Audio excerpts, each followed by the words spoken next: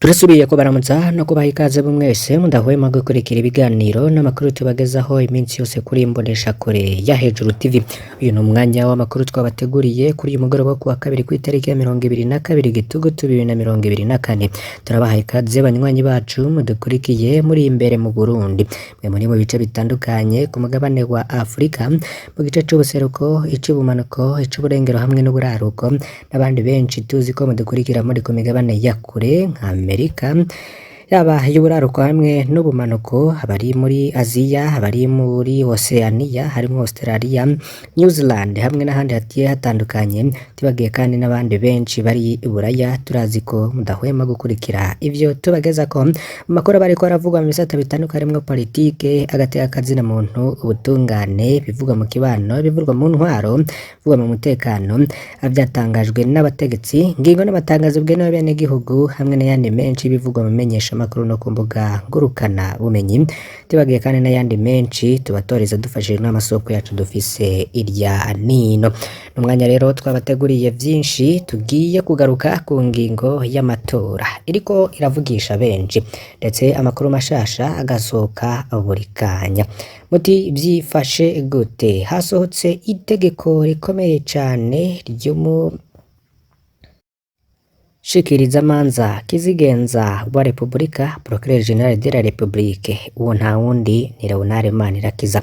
Ubu rero ntibigiye koroha kuko ubwo butumwa yatanze mugiye kubukurikira muri aya amakuru, kuko rero aherutse no kurungikira abashikirizamanza bose n'ivyariho vyabo ubutumwa bubatumirira kumera amagabo kugira ngo bahashe abogerageza gutoba amatora. Ubwo butumwa rero tukaza kubibagezako ku buryo burambuye. Nako kandi kuri uyu wa kabiri igenekezo rya 22 Gitugutu, umunsi wa mbere yandikwa ry'abazotora umukuru w'igihugu c'u Burundi Nyerecubura Varisito Ndayishimiye ari kumwe n'umutambukanyi wiwe yandikishije kugira bazokwitabire amatora azoba mu mwaka 2025. Ico gikorwa rero uko cagenze mu Giheta mu ntara ya Gitega tukaza kubibagezaho ku buryo burambuye.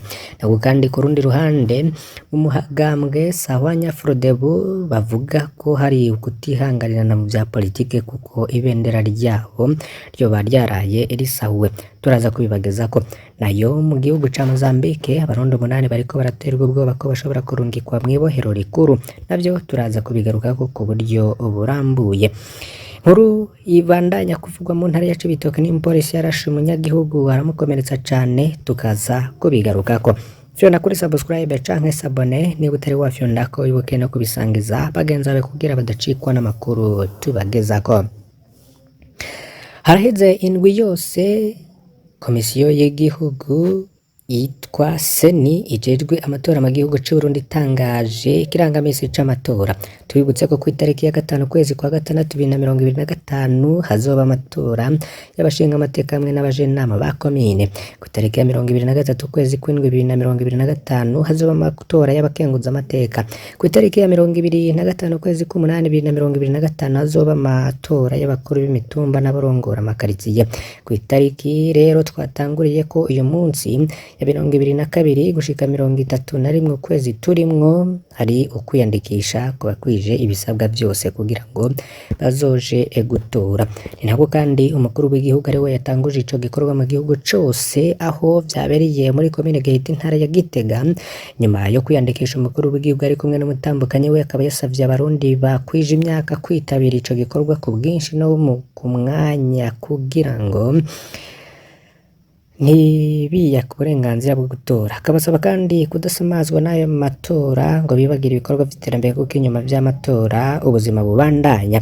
Ku rundi ruhande twabibabwiye ku buryo burambuye ko tuza kubagezaho inkuru y'ivyatangajwe na Leonard Manirakiza, Procureur General de la Republique. Yatangaje rero ubutumwa bugenewe abaprocureur bose mu Burundi, ariko ngo ntibigiye koroha. Ni mu gihe rero Burundi buriko bwitegurira amatora ya 2025. Turaza rero kubagezaho ibiri muri ivyo ubutumwa yoba yacishije kuri WhatsApp agira ati: kubashikiriza amanza n'ivyariho vyabo, tugira amahoro n'ubutungane kuri twese. mu gihe igihugu cacu ciza c'u Burundi cimirije ibihe vy'amatora y'inzego z'igihugu. Imyiteguro ikaba iriko irabandanya aho ku munsi wa kabiri igenekezo rya 22 Gitugutu 2024 hazotangura iyandikwa ry'abazotora. Abashikiriza amanza bose n'ivyariho vyabo mwese musabwe kwama mugavye kugira ngo hirahira ngo atobe canke ahungabanye ico gikorwa akurikiranwa n'ubutungane bwo nyene. Musabwe rero gusoma neza amategeko n'amabwiriza yerekeye amatora mukamenya ko ivyaha biyerekeye bihanwa. Mubwirizwa kwama mwitunganije ku buryo hatobura uwuca akora amatohoza bitarambiranye dosiye ikugururwa. Igihe cose habonetse dosiye nk'iyo muca mutanga raporo bidatevye. Ubutumwa rero musabwe guca mububwira bo mutwara kugira ngo babushire ku muzirikanyi. Ku itariki ya 19 ukwezi kw'icumi 2024 Procureur General de la République niwe abutanze. Nubwo butumwa rero gusa bamwe n'abandi mu bakurikiranira ibintu hafi biba mu gihugu c'u Burundi bavuga ko amatora ageze abatavuga rumwe na CNDD-FDD buzura amabohero. Ubu butumwa rero ngo bwibutsa ivyo abarundi bama babona hageze amatora ku ntwaro ya CNDD-FDD. Nico kiringo kinyuruzwamo abatavuga rumwe n'ubutegetsi batari bake, nico gihe ngo gifungwamwe n'indongozi nyinshi n'abanywanyi baba bakerebutse mu migambwe itavuga rumwe n'ubutegetsi. Hari abaheza bakarekurwa amatora aheze n'abandi bavundira mu munyororo imyaka n'imyaka. Mu gihe nk'iki rero imbonerakure ikubesheye ubugiye ujejwe intwara kwanza akagutanga ubugiye ufungiwe mu kibanza kizwi ushimira Imana. Abantu mwibare ibihe bitoroshe biratanguye niko bamwe bariko baravuga. Muri 2024 Runari Manirakiza yabonetse asenga mu gikorane ca Kanguka avuga ko yifuza kuzoja imbere y'Imana yemye ko ata muntu yarenganije, none ubu niwe yanka kurekura abaheza umunyororo bakagoma bafunzwe. Niwe ngagiye imbere mu gutanga amategeko azorenganya abatari bake ngo ntiyumva amarira y'imiryango iranijwe n'akarenganyo karanga za parike. Niyumva rero ngo abatakamba bahijeje umunyororo ngo nirubura kigongwe, niko Pacifique Nazwe wewe yoba yamwise. Reka mu bindi rero biriko bivugwa cane muri politike, ibendera ry'umugambwe Sahwanya Frodebu ryararisahuwe. Ni ibendera ry'uwo mugambwe riri ku ngoro y'umugambwe muri quartier Sisingagara, ryararisahuwe n'abantu bataramenyekana mu ijoro ryakeye ku itariki ya 21 ukwezi kw'icumi 2024. Naho abo bantu taramenyekana hikeye ku rwaruka rw'imbonerakure ruhikiye mu mugambwe CNDD-FDD uri ku butegetsi bafatiye ku gatoteza umugambwe Sahwanya Frodebu uri kurakorerwa.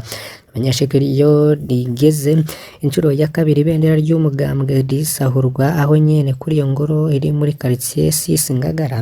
Twibutse kandi ko ivyo biriko vyibonekeza mu gihe hasigaye amezi make kugira ngo amatora ku rwego rw'igihugu nk'uko twabigarutse ko.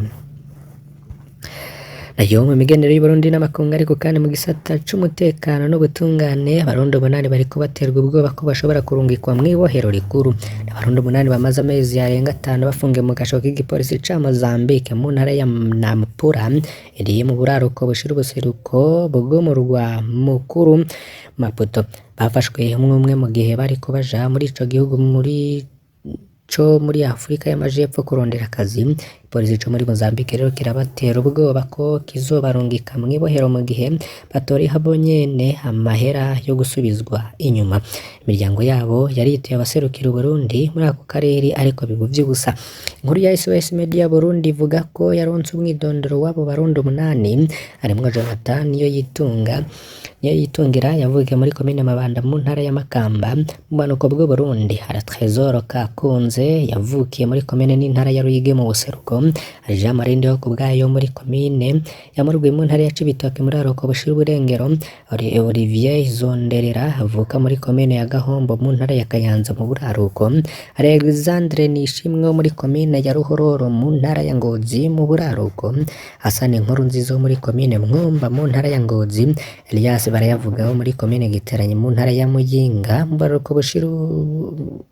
bushira ubuseruko, na Jean Paul Fils Bikoremana wo muri komine Ryansoro mu ntara ya Gitega ubwani hagati mu Burundi. Abanyagihugu rero ko ari 8 b'abarundi bafashwe mu gihe bari mu rugendo baja muri Mozambique kurondera akazi nk'uko bivugwa n'imiryango yabo.